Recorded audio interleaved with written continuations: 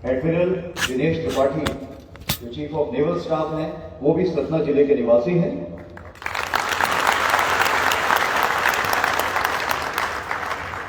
पूजनी श्री धर्मदास अग्रवाल जी, प्रधानाचार्य स्कूल, जो मुझे अभी भी उसी आकार के नजर आते हैं जो अर्जुन को जब अपना पूरा रूप दिखाया था कृष्ण भगवान ने, मुझे उसी रूप में नजर आते हैं। और वही छवि लेकर मैं अभी तक बड़ा हुआ हूं। Shri Shailendra Pratap Singh ji, ex student of the school, committee members of school, शिक्षकगण, स्कूल के पूर्व छात्र, यहां पर मुझे बताया गया है कि यहां पर हमारे फौजी भाई भी काफी बैठे हुए हैं, एक्स सर्विसमैन भी हैं, और सैनिक स्कूल रीवा से भी कुछ पूर्व छात्र आए हुए हैं। आपको और जो यहां पर काफी देर से इंतजार कर रहे हैं मेरे प्यारे छात्र, मीडिया के वरिष्ठगण और देवियों और सज्जनों, सबसे पहले तो मैं माफी चाहूंगा कि मैं समय से थोड़ा लेट हुआ, क्योंकि फौजी कभी लेट नहीं होता। लेकिन यहां की जो सिक्योरिटी सुरक्षा व्यवस्था है उसको मद्देनजर रखते हुए मैं गाड़ी उतनी स्पीड से चला सकता था जितना कि यहां परमिशन है, नहीं तो मैं तो उड़ते हुए आने की कोशिश कर रहा था यहां पर पहुंचने की।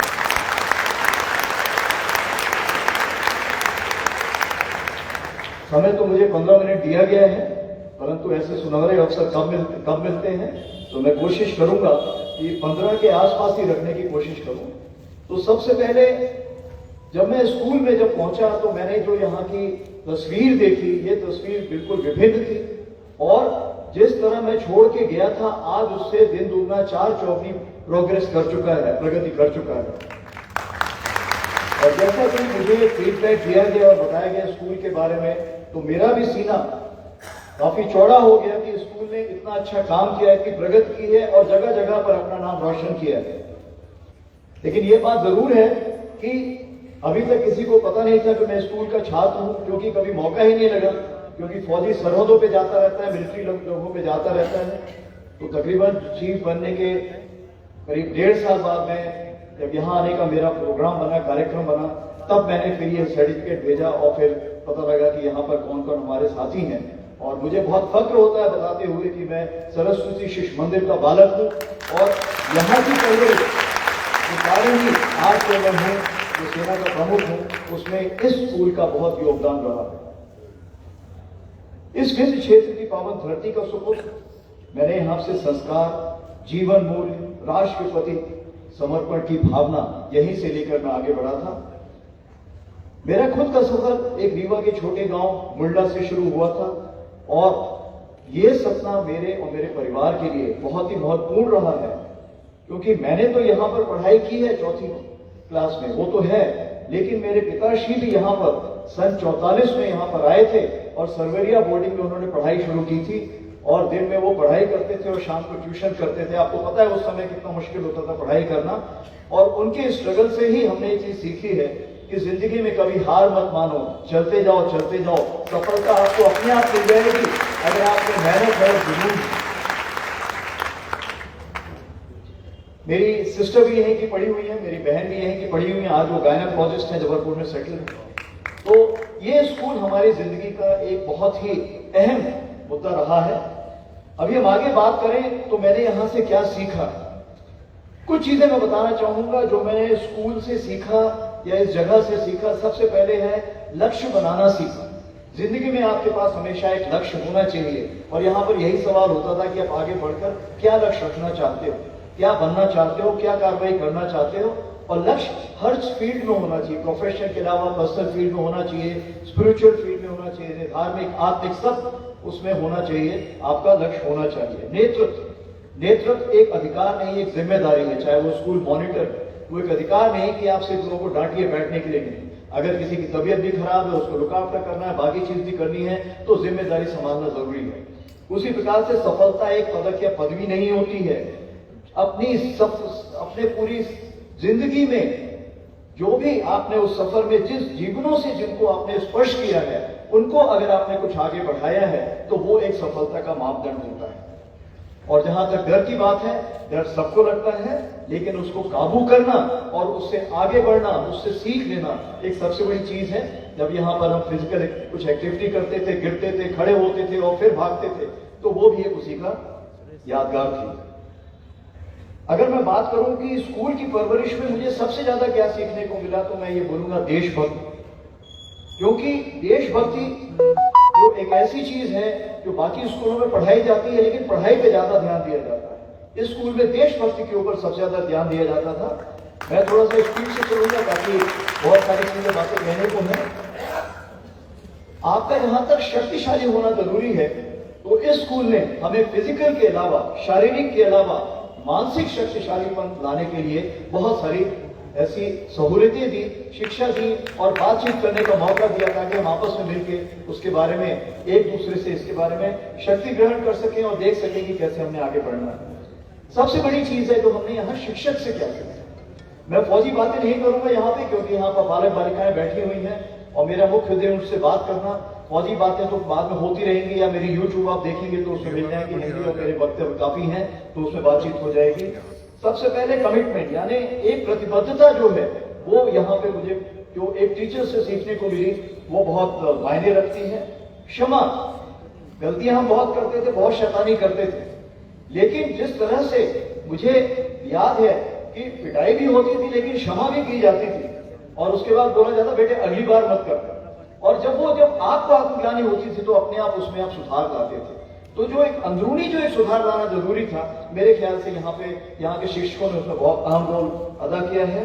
हार ना मानना, लगे रहो मुन्ना भाई, कभी भी जब कोई कम मार्क्स आते थे तो कोई बात नहीं बेटा, अगली बार अच्छे आएंगे, लगे रहो। हमेशा एक आपको मार्गदर्शन प्राप्त होता था अपने शिक्षकों से, प्रेरित करना, सकारात्मक दृष्टिकोण, आशावादी निराशावादी, आपकी अपनी चॉइस है, आप क्या करना चाहते हैं। जिंदगी में आपको हमेशा किसी भी कॉइन के दो पहलू होते हैं, किसी भी सिक्के के। तो हमेशा मुझे यही बताया गया कि आपने आशावादी रहना है, और आप देखेंगे कि अगर आप आशावादी रहेंगे तो आपको हमेशा पॉजिटिव स्ट्रोकिंग मिलती जाएगी, और यही रहा मेरे साथ। निर्णय लेना, कभी भी आप जब एक ऐसे चौराहे पे होते हैं, आपको पता नहीं किधर जाना है, तो या तो आप उस चौराहे पे खड़े हो सकते हैं और रास्ता अपना सकते हैं। ऑपरेशन सिंदूर में भी देखा, हम पिछली बार जैसे बहुत बार हो चुका है कि जब भी ऐसी कार्रवाई होती थी हम लोग कुछ निर्णय नहीं ले पाते थे, परंतु इस वर्ष निर्णय लिया गया और ऑपरेशन सिंदूर को कामयाब ऑपरेशन बना। जो गुरु शिष्य की गरिमा है वो मैंने यहीं से सीखा था, और वही गरिमा आज भी लागू होती है, और यही मैं फौज में भी लागू करना चाहता हूं कि जो गुरु है वो जिंदगी भर के लिए गुरु रहेगा, और जो शिष्य है वो जिंदगी भर के लिए शिष्य रहेगा, लेकिन वो शिष्य भी आगे बढ़कर अच्छा गुरु बनना चाहिए, ये बहुत जरूरी है।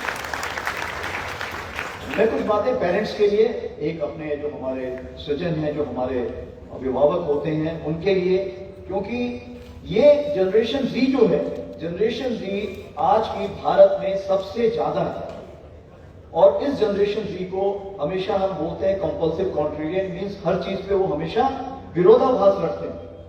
तो ये मैं बताना चाहूंगा कि अपने पेरेंट्स की तरफ कभी भी विरोधाभास मत रखिए, क्योंकि वो आपको ईमानदारी सिखाते हैं, आपको कृतज्ञता सिखाते हैं, आपको आभार प्रकट सिखाना चाहते हैं। क्योंकि जब भी आप सवेरे उठते हैं, अगर आप भगवान को नमन करेंगे और बोलेंगे भगवान जो आज आपने दिया, आपने मेरे अच्छे पेरेंट्स इतने दिए, उसके लिए मैं आपका बहुत आभारी हूं, ये अगर आप बोलेंगे आपका दिन हमेशा अच्छा निकलेगा। निस्वार्थ प्रेम, जो माता का निस्वार्थ प्रेम होता है, आपको दुनिया में कहीं नहीं मिलेगा। तो उसको हमेशा जब घर जाइए उनको नमन कीजिए और हमेशा उसके लिए धन्यवाद बोलिए, और भगवान की आस्था हमेशा रखनी चाहिए। एक छोटी सी बात और बोलना चाहूंगा, हमारे ग्रैंड पेरेंट्स थोड़े से बूढ़े होते हैं, थोड़ी सी कमर टेढ़ी होती है, थोड़ा सा एक डंडा पकड़ा होता है, लेकिन जो वो सीख देते हैं वो सीख आपको दुनिया में कोई नहीं दे सकता। तो जब भी आप किन कर्तव्य विमूढ़ होते हैं, आपको पता नहीं क्या सही है क्या गलत है, जब डिसइल्यूशन होते हैं, आप उनके पास जाइए।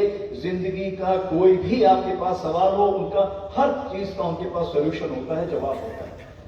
तो आप अपना वक्त जरूर अपने ग्रैंड पेरेंट्स के साथ जरूर गुजारिए, और आप हमेशा पाएंगे कि वो आपको जिंदगी की हर मोड़ के बारे में, जो आपकी जिंदगी में जो चैलेंजेस आने वाले हैं उसके बारे में भी सचेत करेंगे। अब रही बात फ्रेंड्स की, जो दोस्त हैं, जैसे बताया हमारे सहपाठी जी यहाँ बैठे हुए हैं, दिनेश त्रिपाठी सीनियर भी मेरे सहपाठी हैं। हम हमेशा एक दूसरे से लगातार सीखते रहेंगे अगर आप एक दूसरे से जुड़े रहेंगे। तनाव में रहकर कार्य पूर्ण करना, ये भी आपको हमेशा आपके सहपाठी सिखाएंगे, और टीम वर्क जिसको हम बोलते हैं, सबको साथ लेकर चलना। तो संघर्ष और सफलता में साथ रहना आपकी टीम ही आपको सिखाती है। आपने देखा है भारतीय सेना कभी भी अकेले नहीं लड़ती, हमेशा साथ में लड़ती है, और कभी भी अपने सैनिक को किसी भी रणभूमि में छोड़कर नहीं आती, हमेशा साथ में लेकर आती है। जिंदा या किसी भी हालत में हो, हमेशा साथ में वापस आएगा। और यही भारतीय सेना की खूबी है, जो बाकी देश की सेनाएं भी हमसे सीखना चाहती हैं। याद रखना, मां की दुआएं, दोस्तों की हौसला अफजाई, शिक्षक की सीख आपकी सफलता की कुंजी है। अभी मैं कुछ आगे बढ़ते हुए सिर्फ ये बताना चाहूंगा कि ऑपरेशन सिंदूर जो हमने किया था, इसका उद्देश्य दुश्मन पर विजय प्राप्त करने के अलावा संप्रभुता, अखंडता और शांति की पुनर्स्थापना करना था। और पहली बार हुआ है कि तीनों सेनाओं के लिए एक नाम रखा गया था, ऑपरेशन सिंदूर। और ये हमारे प्राइम मिनिस्टर मोदी जी ने खुद मुझे ये बताया था कि ये नाम ऑपरेशन सिंदूर रखा जाए। और आज इस ऑपरेशन सिंदूर के नाम से सारा समाज एकजुट हो गया। क्यों? क्योंकि जब भी कोई मां, बहन या बेटी अपनी मांग पर सिंदूर लगाती है, तो सरहद पर खड़े हुए सैनिक को याद करती है।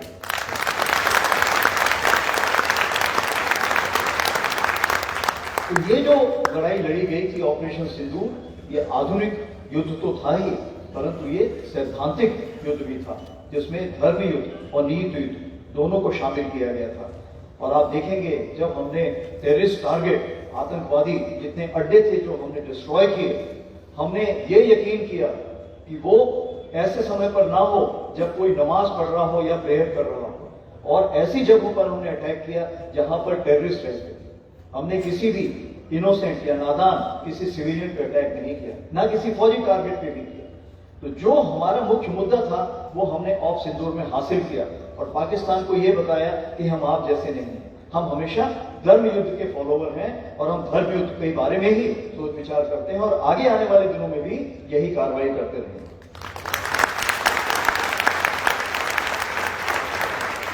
अंत में मैं सिर्फ 3 एक ही बात करना चाहूंगा, एटीट्यूड, एडेप्टेबिलिटी एंड एबिलिटी। इसको हिंदी में मैं बताता हूं। एटीट्यूड मतलब होता है सकारात्मक दृष्टिकोण। तो उसके पहले मैं आपको एबिलिटी बताऊं, जिसको हम बोलते हैं क्षमता या सामर्थ्य। अगर तीनों में देखा जाए तो क्षमता या सामर्थ्य सबसे आखिरी में आती है, और ज्यादातर स्कूल कॉलेजों में आजकल क्षमता या सामर्थ्य के ऊपर जोर दिया था। लेकिन सरस्वती शिशु मंदिर में जब मैं यहां पढ़ता था, तो मैंने देखा था कि एटीट्यूड और एडेप्टेबिलिटी में सबसे ज्यादा जोर दिया जाता था। मतलब क्या है? एटीट्यूड का मतलब होता है सकारात्मक दृष्टिकोण, आशावादी होना, हर चीज के हमेशा पॉजिटिव के बारे में सोचना। अगर आप गिर भी जाते हो तो यही सोचना, मुझे बताया गया है कि अगर अगली बार ऐसे आएगा तो जरा संभल कर चलो। अगर आप फूल देते हैं तो निराशावादी सोचेगा ये तो आपने कांटे वाला फूल दिया, और जो आशावादी वो हमेशा बोलेगा कितना सुंदर गुलाब का फूल है, कितनी अच्छी महक है। तो अगर आप सकारात्मक दृष्टिकोण रखते हैं तो आपने पहली सफलता की पीढ़ी या सीढ़ी पार कर ली। दूसरी सीढ़ी है एडेप्टेबिलिटी, सामंजस्य स्थापित करना, अनुकूल क्षमता, यानी समय के साथ अपने आप में बदलाव लाना। अगर आप बोलेंगे हम तो ऐसे ही हैं भैया, हम बदलाव नहीं लाएंगे, तो हो सकता है आप इस रेस में पीछे छूट जाएं। आप जब समुद्र के पास कभी भी जाइए, वहां पर जब देखेंगे आप, जहां पे मार्शी एरिया होता है, दलदली एरिया होता है, वहां पे बहुत सारे पेड़ लगे होते हैं, बहुत वहां पे तूफान आते हैं। लेकिन वो पेड़ आप तूफान जाने के बाद भी हमेशा खड़े देखते हैं, क्योंकि वो प्यार के साथ ही अपने आप को झुकाव में लाते हैं और फिर वापस आते हैं, क्योंकि उन्हें पता है उन्होंने वहां पर रहना है और वहां का संरक्षण करना है। तो ये कुछ ऐसी चीजें जिसको हम एडेप्टेबिलिटी बोलते हैं, वो सफलता की दूसरी चीज। और फिर उसके बाद अगर ये दोनों आपने पायदान हासिल कर लिए, तब आपकी एबिलिटी की सीढ़ी जो आप हमेशा हर जगह पाएंगे, और जो आपने अंदरूनी आपने काबिलियत होनी चाहिए कि उसको हमेशा बढ़ाते रहें। तो अंत में यही कहना चाहूंगा, वह पथ क्या, पाती कुशलता क्या, जिस पथ पर बिखरे शूल न हो, नाविक की धैर्य परीक्षा क्या, यदि धाराएं प्रतिकूल न हो। जय हिंद, धन्यवाद।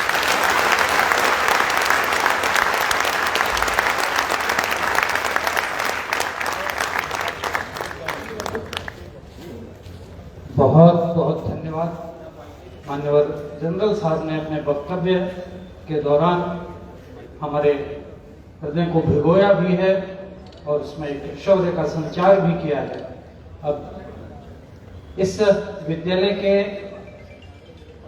कुछ आउटस्टैंडिंग परफॉर्मेंस, ऐसी क्षमता रखने वाले कुछ विद्यार्थियों का सम्मान अभी इस मंच से होगा।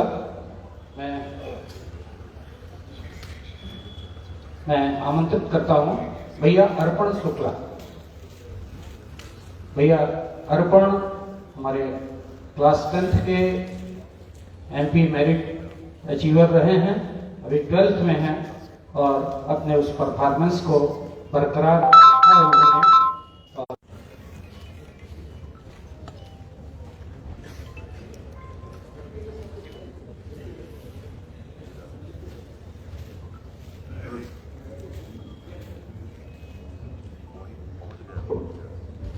सेना अध्यक्ष की तरफ से एक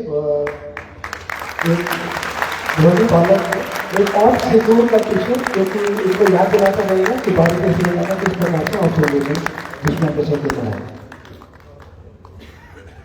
भैया शिवेंद्र तिवारी विज्ञान की गतिविधियों में पिछले 3-4 वर्षों से लगातार अखिल भारतीय विजेता रहे, ऐसे मेधावी छात्र भैया शिवेंद्र।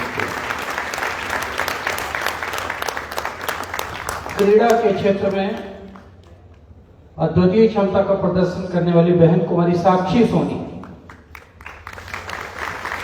कुमारी साक्षी सोनी जो एक उच्च कोटि के एथलीट तथा खो खो प्लेयर हैं, उनका भी सम्मान मान्यवर।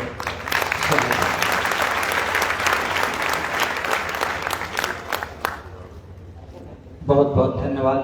मैं पुनः निवेदन करूंगा किस स्थान ग्रहण करने की।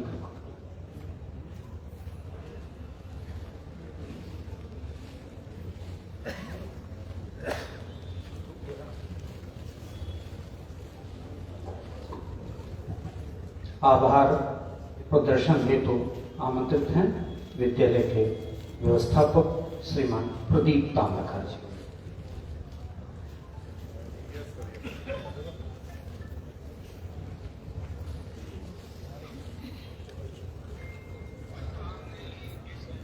अभी विद्या भारती परिवार की तरफ से एक कॉफी बुक मानी टेबल बुक प्रदान की जानी है। माननीय क्षेत्र मंत्री विवेक शिंदे जी से अनुरोध करूंगा कि क्षेत्रीय अध्यक्ष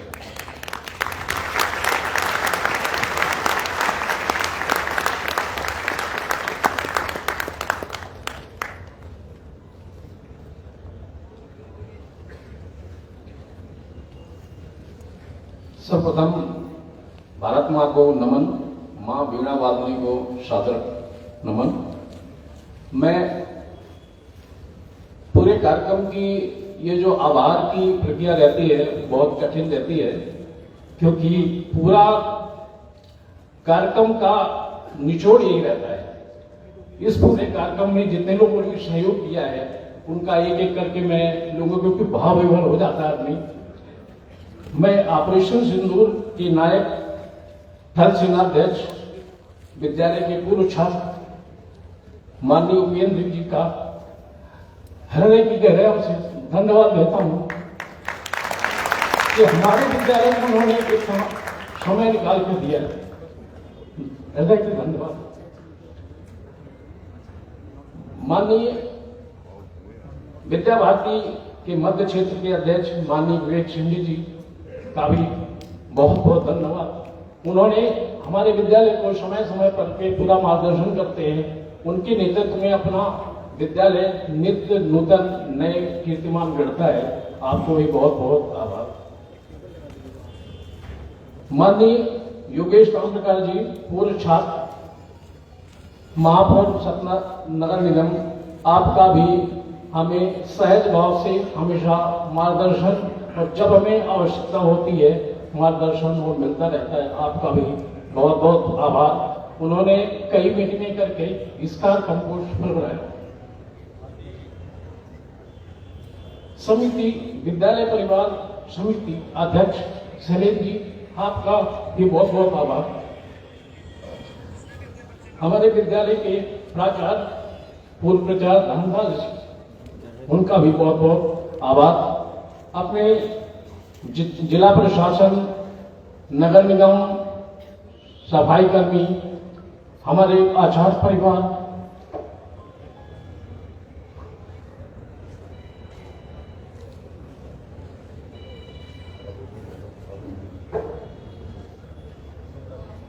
सभी का बहुत बहुत धन्यवाद।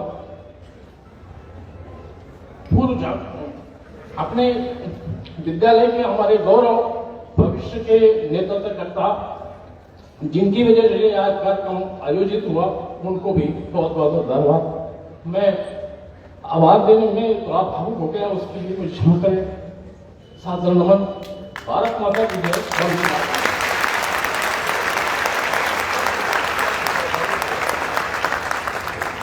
यहाँ उपस्थित मीडिया के बंधु, जिला प्रशासन, पुलिस प्रशासन, नगर निगम प्रशासन, इस कार्यक्रम को सफल बनाने में आप सबका जो अप्रतिम योगदान रहा, विद्यालय परिवार पुनश्च आपके प्रति आभार ज्ञापित करता है।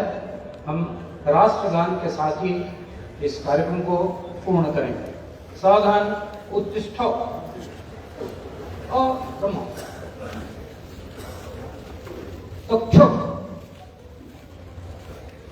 राष्ट्रगान। जिन गढ़मणि कर जया ही भारत भाग्य विधाता, पंजाब सिंध गुजरात मराठा द्राविड़ उत्कल गंगा, विंध्य हिमाचल यमुना गंगा, उच्छल जलधि तरंगा, तब शुभ